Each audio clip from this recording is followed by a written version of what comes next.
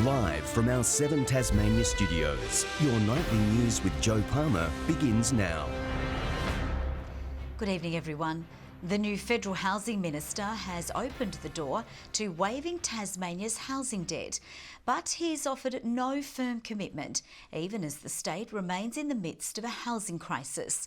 He sat in on a homelessness forum in Hobart, but those who know firsthand what it's like to sleep rough are concerned it's another case of all talk and no action. This is Simon. He spent years sleeping rough at sites across Hobart. You just seize the moment if you can, but it's hard. Like you just cannot predict any day. In the past year, he's been one of the lucky ones, securing a roof over his head. But he says life on the streets was tough. Well, you're already on rock bottom, so yeah, you either stay there or you pick yourself back up eventually. He's calling for urgent action as the new Federal Housing Minister visited Tasmania today. Michael Sukkar checking out this site at Claremont, soon to become 55 new affordable and social homes built by Catholic Care with the help of federal funding. We know the issues here in Hobart and Tasmania more broadly need attention from not just your local and state governments, but assistance from the federal government as well. In town for a Hobart City Council homelessness forum, aimed at coming up with long-term strategies around data sharing and planning policies to address the crisis. We've identified a whole range of things that we can do.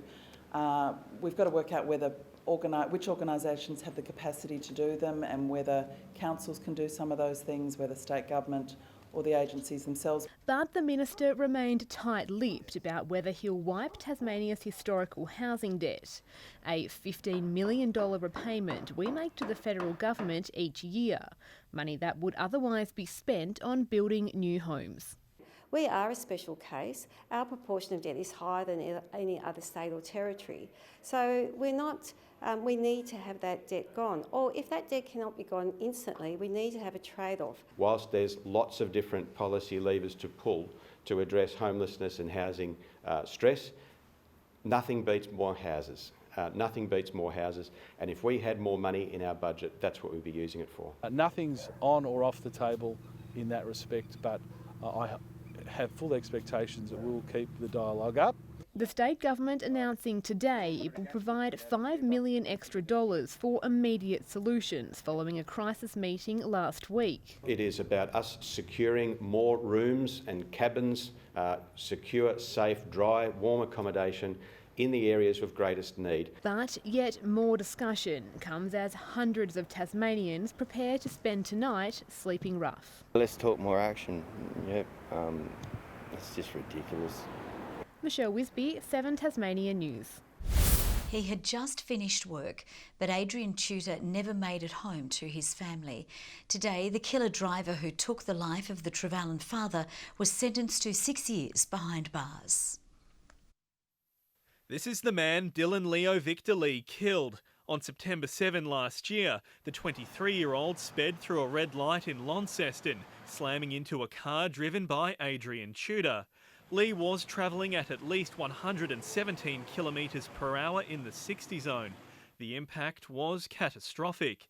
Mr Tudor's car was pushed more than 50 metres from the intersection, but Lee fled the scene, leaving the father of 2 to die. In January, he was charged with manslaughter. Last week, he admitted his guilt. Today, he learnt his fate. Justice Robert Pearce told him, "No sentence can undo the harm you've caused." He said on the day of the crash, Lee had been on bail and held a disqualified licence, that his passenger, Ashton James Whittingham, had told him to slow down, but Lee didn't listen. And he recounted the killer's final and futile attempts to dodge the car of his victim. Lee also faced the Supreme Court over causing grievous bodily harm to Mr Whittingham. Dylan Lee was sentenced to 6 years in prison. He'll have to spend at least 3.5 years behind bars before he's eligible for parole. Sean McComish, 7 Tasmania News.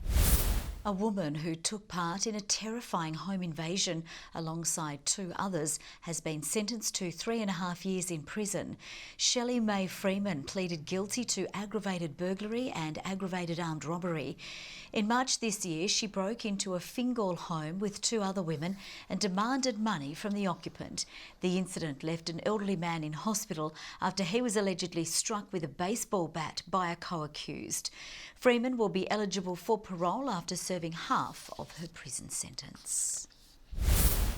The owners of the Gorge Scenic Chairlift have proposed a new multi-million-dollar venture. The Launceston Skyway is set to span across the heritage site, aiming to attract more tourists to the city. This is the vision for a brand new tourist attraction, offering an in-depth exploration of Cataract Gorge. We feel at the moment that that's something that can be improved, and what we'd like to do is create a building that creates a public realm around the entry to the gorge. The $20 million Launceston Skyway will contain 24 gondolas, slowly travelling along a 2-kilometre wire loop, starting at the current chairlift station before going deep into the gorge, with easy accessibility at the forefront of the design. What this proposal will do is gives people an opportunity to be able to access that area visually and to be able to get some of the views currently that are not available to them because they just can't access those areas. It's hoped the structure will draw more visitors to Launceston. I think an innovative development like this is certainly going to increase the visitor length of stay in the city and also the spend. So this is the type of innovative thinking that we want to see in our developers. The current Gorge Scenic Chairlift will work alongside the new addition. We plan on integrating the two together. How we do that exactly we don't know, but yes, we do have no intention of removing the current chairlift. The proposal is different to one put forward by JAC Group in 2015, which had a gondola running from Pennyroyal. The Mayor expects today's proposal will spark a debate among residents. One of the important things is with the gorge, it's a very extremely sensitive place for a lot of people in our community, so we'd want to see the public feedback, and a project like this will definitely need public support. Ruby Kamane, 7 Tasmania News. What could be Mona's biggest spectacle is returning to the skies of Tasmania tonight. The Spectra installation was turned on a short time ago and is sending a giant column of light into the air. Our reporter Michelle Wisby joins us now live from Mona. Michelle, good evening. It is quite a sight. It certainly is, Jo, and it's more impressive the closer you get. The beam is coming from 49 high-powered spotlights next to the museum. The column can travel up to 15 kilometres into the night sky on a good night. Now, Spectra is no stranger to dark mofo. This is the 3rd time we've seen it. But what's special about this year is it's now permanently installed at Mona, where a base has been specially built to house the work. Now it has its proper home. Mona officials told us earlier it will be switched on to mark the winter and summer solstices. Even though we're only going to switch it on hopefully a couple of times a year at the summer and winter solstices, and only for a few days, it will still sit as a really beautiful minimalist sculpture that our visitors will still come and be able to experience. Spectra will be switched on every night between sunset and sunrise until Sunday. But Jo, after that, we won't see it again until summer. Well, we'll just have to enjoy it while we can. Thank you very much for that, Michelle Wisby, joining us there from Mona. Every night, dozens of Tasmanians are out sleeping rough as a last resort, with nowhere safe to go. Tonight, leading community figures will join them for just a small taste of that experience for the Vinnie's CEO Sleepout. Our reporter, Ruby Kamane, is at UTAS Stadium, where it's all happening tonight. Good evening, Ruby. I have to say, it looks very, very cold there. Jo, it's absolutely freezing already out here. Around 60 community leaders are rugging up to face a long night out in the elements. The temperatures is expected to drop to an icy -3 degrees, and some early morning frost is sure to make sleeping even more difficult. But with over 1,000 people currently homeless in Tasmania, sleeping in these harsh conditions during winter can be an all too familiar situation.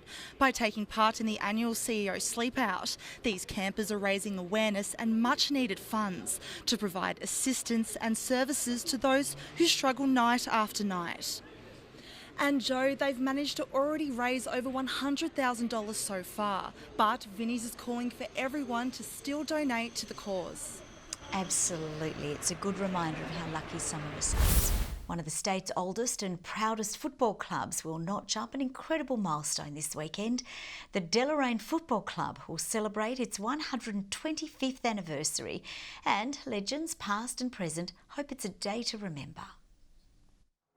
It's been a long time between premiership drinks for the Deloraine Footy Club, 40 years to be exact, but former ruckman Terry Morgan remembers it like it was yesterday. You considered yourself very lucky to be in the team. You had to be very disciplined. Deloraine went in as massive underdogs and won a grand final by 10 goals. There's a catalogue of stories behind that. Terry and John will be two of many of the club's long-serving members barracking from the sidelines this weekend at a ground that holds too many fond memories to count. I just enjoy it. It's a country club, it's a family club. There's always people around telling stories. And the Senior Games record holder, along with the rest of the side's current crop, will be hoping to do the jumper proud against old rivals Bracknell for a milestone game marking 125 years of existence in the Tasmanian football landscape. To be going for that long continuously, right through the war years and everything, it is a massive achievement for the club. And unlike many other community clubs around the state, playing numbers are still solid, with the Deloraine faithful confident of the blue and white survival for another century to come and hopefully another premiership sooner rather than later.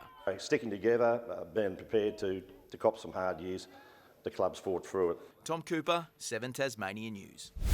In an event out of this world, hundreds of high school students had the rare chance to chat with an orbiting astronaut at the International Space Station from the comfort of their school hall. NASA scheduled a live radio link with King Island District High School last night, with students able to ask Canadian astronaut David St. Jacques questions about space. The school says it was a once-in-a-lifetime opportunity.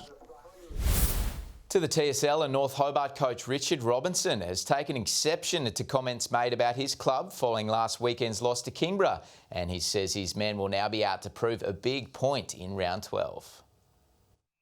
If there wasn't already bad blood between the two clubs, there certainly is now. More annoyed the players, the fact that the Tigers boys are saying it was our grand final. As I said, we're here for the long haul. Obviously, some of the comments after the game last week, we as the club will remember them, and I think it's great that it adds a bit of excitement for the game in 6 weeks' time at the Twin Ovals. Still winless in 2019, for now the D's are more focused on the mammoth task at hand, hoping to pull off the biggest upset seen in some time against flag favourites North Launceston. Since we played them up there, they've been in reasonable form. They've won every game by nearly 100 points, so we have to take the positives out of that. A month ago that we were able to be really competitive with them and nearly got the win, so we just have to play some really good one-on-one footy. The Tigers may be on track to reaching their first ever TSL final series following that 5-point win over the D's, but the pats on the back are still a long ways off, according to the coach, as they prepare to take on an underdone Clarence outfit at Blunston Arena. We've got to stay hungry. It's another challenge for us. We feel like we haven't proved anything yet as a group. We sit at the halfway point and we've only won 3 games. With Jade Cox still a few weeks off with injury, the Roos welcome back Brady Jones, a desperately needed addition ahead of a season-defining clash. If we lose this week, we go 3 games behind the Tigers, which would mean we'd have to knock off one of the big 3. And if we want to make finals, we've got to win this week. It's pretty simple. Arrows are hoping to cement themselves as the State Netball League Premiership favourites when they take on an out-of-sorts Corona Flames in Hobart tomorrow night. And one of the side's most experienced players will look to lead by example, having missed the entire 2018 season to focus on motherhood. Particularly watching the team lose that grand final last year sort of made me hungry to come back and hopefully add a bit more experience and just get that trophy back, really. The sides last met in round 10 with the Arrows getting up by a whopping 34 goals. Good evening. It's beginning to look a lot like winter everywhere you go. Feels like I should be singing that. A -5 last night at Ross, the coldest around the place. Hobart, Launceston, Burnie and Devonport all 12 degrees today. With the high, just 13 at St Helens and King Island. Flinders Island and Friendly Beaches 12, Low Head and Ooze 11, Grove and Strawn 10 and Lyawini 4. Cloud over most of the state today except for parts of the north and east where it was quite clear. More cloud over southern New South Wales and South Australia on the big picture. Low-level cloud over the southern Queensland and northern New South Wales coastlines and a little more over southwest WA. Tomorrow, a broad area of high pressure slowly tracks towards Tasmania, covering a large portion of southern states. Troughs sit near the Bight and over the North Queensland area. Another trough crosses western WA. South to southwesterly winds at 15 to 20 knots, reaching 20 to 25 knots over the east, swells at 2.5 metres. A road weather alert warning of frost and black ice on susceptible roads. Be careful. Hobart 11 tomorrow, a low of 4 overnight with a shower or 2. Huonville 11 as well, same for Campania with a shower in the air.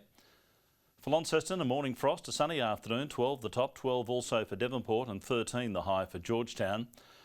Burnie 13 and a sunny day after a cold start. Showers easing from Strawn and 11 degrees up to 13 for Wynyard. 12 the high for St Helens and Swansea. A sunny day for St Helens but a shower or 2 further south. Port Arthur showers and 11 degrees. On Saturday a possible morning shower over the west and King Island but fine elsewhere. A morning frost on Sunday and fine for most, just a light shower over the Bass Strait Islands. And on Monday fine and sunny over the south and east, partly cloudy for the western half. A sunny 22 in Perth tomorrow, partly cloudy over Adelaide, showers easing from Melbourne, another chilly start for Canberra, but sunny there and in Sydney, and a possible early shower for Brisbane. Another cold night ahead of us. It's 7 in Hobart at the moment, 5 in Launceston and clear, Devonport clear and 6 degrees. And tonight's energy saving tip from the staff at Aurora Energy, use lower watt LED bulbs around the home. They can be 10 times more energy efficient. And Jo, my wife, says they look a whole lot better in the dimmer light. Or with the light off. Thank you very much for that. That's all from the team for now. We'll see you a little later. Bye-bye.